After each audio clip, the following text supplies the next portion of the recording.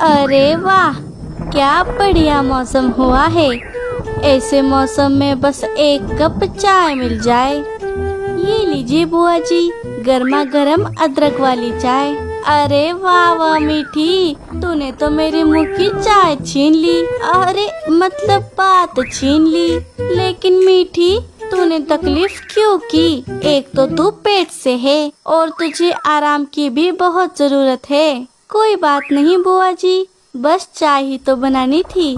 लेकिन ये क्या, सिर्फ एक ही कप? तुझे चाय नहीं पीनी क्या? नहीं नहीं, मुझे डॉक्टर चाचा ने चाय पीने से मना किया है। अच्छा है। वैसे भी तुम्हारा अंडा देने का समय अब नजदीक आ गया है। अभी जरा सावधानी बरतनी ही होगी। वैसे मैंने सुना है कि गौरी ने भी अंडा दे दिया। हाँ, मैंने भी सुना, उसने आज सुबह ही अंडा दिया है। चल मैं चलती हूँ। घने बादल आ गए हैं, लगता है बारिश शुरू हो जाएगी। कुछ बात हो तो बेझिझक मुझे आवाज लगा देना। ठीक है। बुआ जी अपने घर चली गई। बुआ जी के जाते ही हल्की हल्की बारिश शुरू हो गई और आसमान में बिजली कड़कने लगी। अरे, लगता है बड़ी तेज बारिश आने वाली है। मीठी अपने घोंसले में आराम कर रही थी, तभी उसके पेट में दर्द होने लगा। अरे, ये क्या? मेरा पेट, लगता है अंडा देने का समय हो गया है। मीठी को बहुत दर्द हो रहा था। थोड़ी ही देर बाद उसने एक प्यारा सा अंडा दे दिया। मेरे प्यारे बच्चे, तुम्हारा इस दुनिया में स्वागत है। अब बस तुम जल्दी अंडे से बाहर आ जाओ। तुम्हारा चेहरा देखने के लिए मैं बेताब हूँ। मीठी बहुत खुश थी। इधर कुछ दिनों बाद गौरी के अंडे से एक बच्चा बाहर आ गया। हाय, मेरा लाल कितना सुंदर है।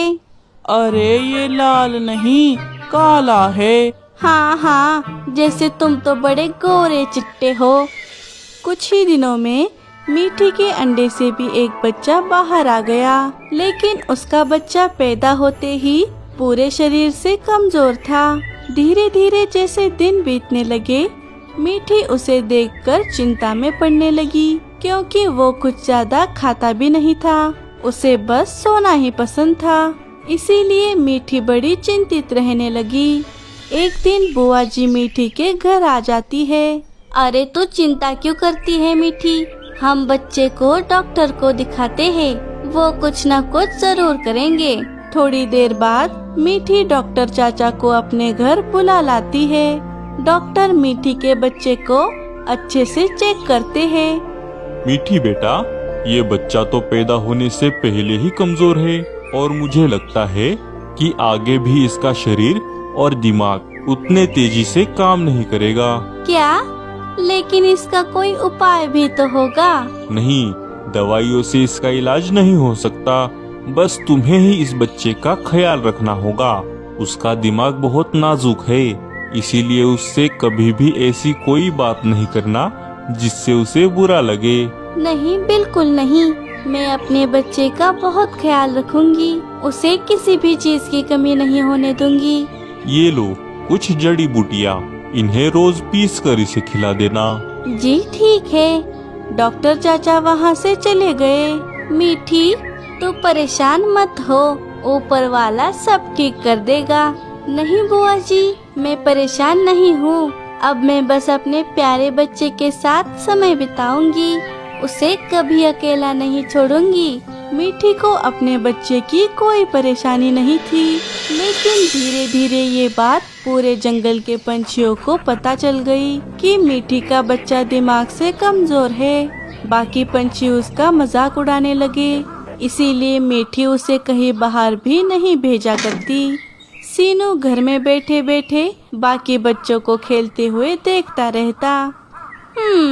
वो मीठी तो पागल है ही, तो उसका बच्चा भी तो पागल ही निकलेगा ना। पता नहीं क्या खाकर पैदा किया है। गौरी, ऐसे किसी के भी बच्चे को बुरा भला नहीं कहना चाहिए। हाँ, तुम तो चुप ही रहो। सुन जग्गू, उस बच्चे के साथ खेलने मत जाना, कहीं तू भी उसके जैसा बन गया तो। ठीक है मम्मी। हाँ हाँ, जैसे तुम्हारा बच्चा तो बड़ा साइंटिस्ट है। क्या क्या कहा तुमने? ओ कुछ नहीं। मीठी अपने घोंसले में आ जाती है, लेकिन सीनू घोंसले में नहीं था। मीठी पूरे घोंसले में उसे ढूंढती है, लेकिन वो उसे कहीं नहीं मिलता। सीनू सीनू, कहाँ हो तुम? अरे ये लड़का कहाँ चला गया?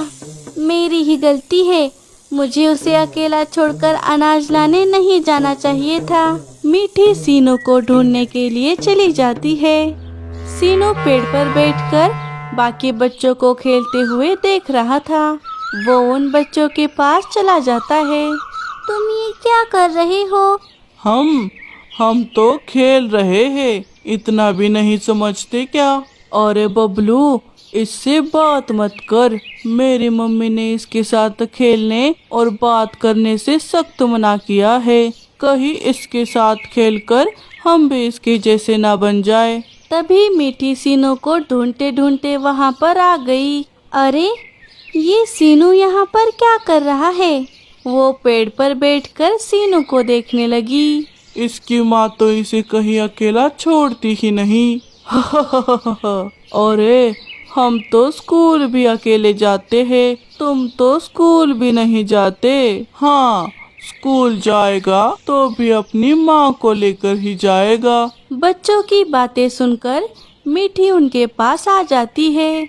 जग्गू, बबलू, ये तुम दोनों कैसी बातें कर रहे हो? सीनू तुम दोनों से छोटा है, उसके साथ मिलजुल कर रहने के बजाय तुम उसे बुरा भला कह रहे हो। चल बबलू, यहाँ से चलते हैं। दोनों वहाँ से भाग जाते हैं। सीनू, तुम मुझे बिना बताए बाहर क्यों आए? तुम्हें पता है मैं कितनी परेशान हो गई थी। मुझे घर में अकेला रहना अच्छा नहीं लग रहा था माँ। मुझे भी इन दोनों के साथ खेलना है। कोई बात नहीं, मैं हूँ ना, मैं खेलूंगी तुम्हारे साथ। चलो घर, मैंने तुम्हारे लिए तुम्हारे पसंद का फल लाया है। अच्छा, चलिए चलिए। मीठी और सीनू अपने घर वापस चले गए। हे ऊपर वाले, अब मैं सीनू को कैसे समझाऊं? इसका अकेलापन कैसे दूर करूं? हाँ, बुआ जी से पूछती हूँ, उनके पास कोई उपाय जरूर होगा। ये सोचकर मीठी बुआ जी के पास आ गई और उन्हें सारी परेशानी बता दी। उसकी बात भी तो सही है, ये गौरी का बेटा भी बिल्कुल गौरी जैसा है, किसी के भी साथ मिलजुल कर नहीं रहता। वैसे मेरे पास एक आइडिया है। अच्छा, जल्दी बताइए बुआ जी। देख, उसे अकेलापन इसीलिए लग रहा है क्योंकि उसके पास करने के लिए कुछ और है ही नहीं। तो तू उसे कुछ ऐसा काम दे दे जो उसे पसंद भी आए और वो उसे ही करता रहे, जिससे उसे बोर भी नहीं होगा और कहीं बाहर जाने का ख्याल भी नहीं आएगा। हाँ, ये तो मैंने सोचा ही नहीं। ये अच्छा आइडिया है, मैं कुछ ऐसा ही करती हूँ। शुक्रिया बुआ जी। लो, अब तो कब से शुक्रिया करने लगी। तू तो बस मुझे एक मीठी चाय पिला दे, मैं उसी में खुश हो जाऊंगी। मीठी अपने घर वापस आ गई। रात होने पर दोनों सो गए। तभी तेज हवाओं की वजह से उनके घोंसले की खिड़की टूट जाती है, जिससे ठंडी हवाएं घर में आने लगी। अरे ये क्या, ये खिड़की कैसे टूट गई?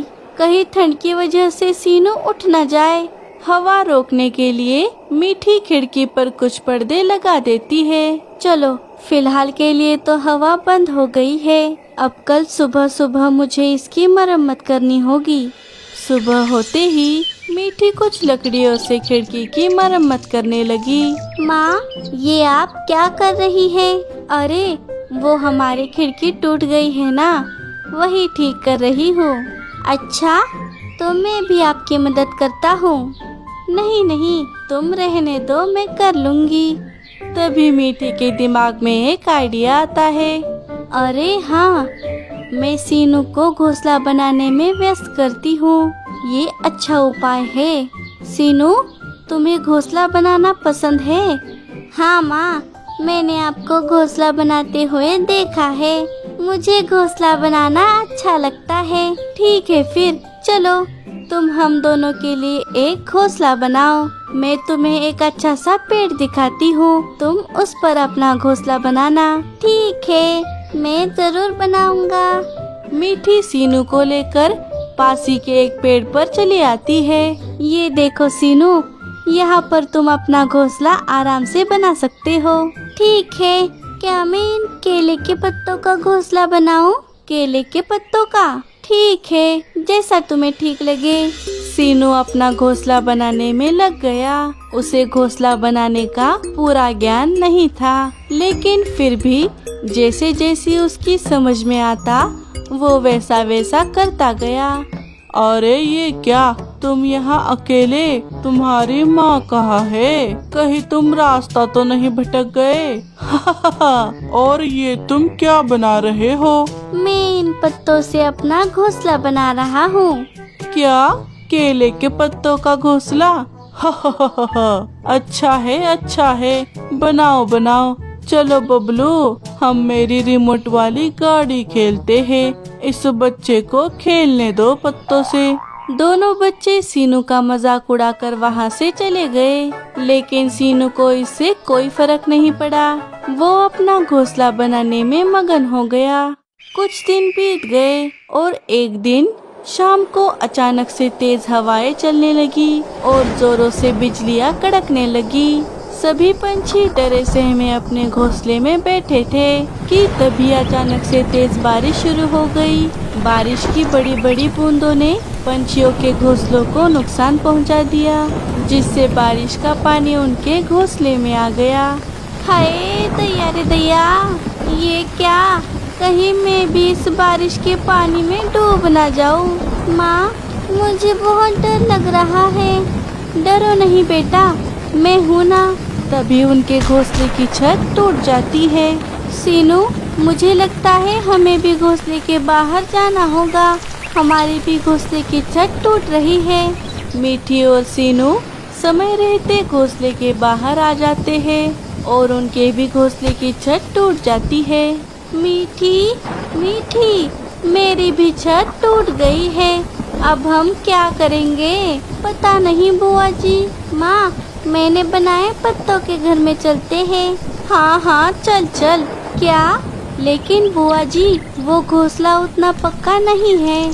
अरे जैसा भी हो, सिर ढकने के लिए मिल गया तो बस है। चलो रे। तीनों पत्तों के घोंसले के पास आ गए। सीनू ने बनाया पत्तों का घोंसला देखकर मीठी और बुआ जी चौंक गई।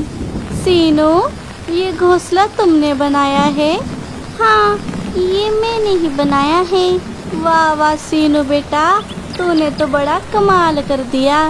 देखा मीठी, मैं ना कहती थी हमारा सीनू बहुत होशियार है। हाँ बुआ जी, आज मेरी जिंदगी का सबसे खुशी का दिन है। अरे वो किसका घोंसला है जो इतनी बारिश से भी टस से मस नहीं हो रहा? चलो दोस्तों, हम उसी घोंसले में पनाह मांगते हैं। सभी घोंसले के पास आ गए। मीठी सभी को अपने घोंसले में ले लेती है। मीठी, तुमने ये घोंसला कब बनाया? हमें तो पता ही नहीं था। अरे ये घोंसला मीठी ने नहीं, हमारे सीनू ने बनाया है। क्या? बुआ जी मजाक क्यों कर रही है? नहीं मम्मी, हमने सीनू को घोंसला बनाते हुए देखा था। वाह सीनू बेटा, तुम तो बड़े होशियार हो। हमारे बच्चे तो बस खा खा कर मोटे हो रहे हैं। ये तो स्कूल भी जाते हैं, फिर भी अभी तक इन्हें कुछ नहीं आता। वाह वाह सीनू बेटे, तू बड़ा होकर साइंटिस्ट बनेगा। सभी सीनू की तारीफ करने लगे। मीठी ये देखकर बहुत खुश हो गई।